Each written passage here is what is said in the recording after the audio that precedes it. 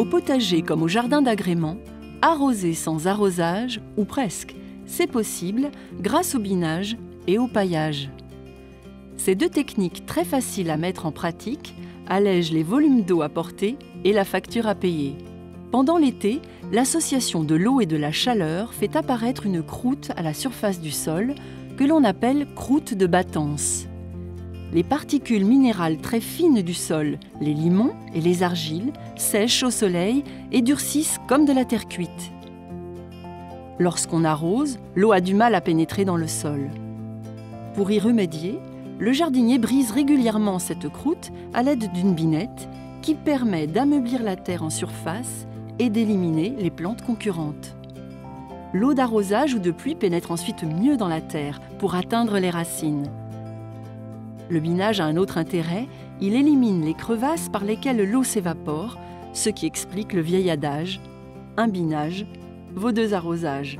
L'eau pénètre mieux dans le sol et ne peut plus s'en échapper. Le paillage a également une action doublement bénéfique sur les économies d'eau. Étaler sur le sol une épaisseur de 5 à 10 cm de paillis permet de le protéger de la chaleur. Ainsi, le jardinier isole la surface de la terre comme un artisan isole le toit d'une maison. L'eau s'évapore aussi beaucoup moins.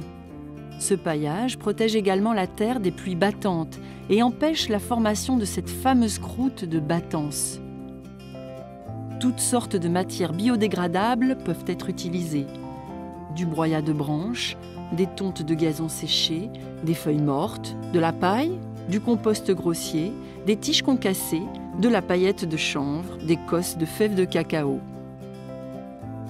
Lorsqu'il pleut ou que l'on arrose, le paillis joue le rôle d'une éponge, absorbe l'eau en surface pour la restituer progressivement aux racines. En résumé, si un binage vaut 2 arrosages, un paillage vaut 2 binages, faites vos comptes. Enfin, il faut savoir que les semis et jeunes plantules sont comme les enfants. Ils sont plus sensibles aux coups de soleil. Il faut donc leur faire de l'ombre.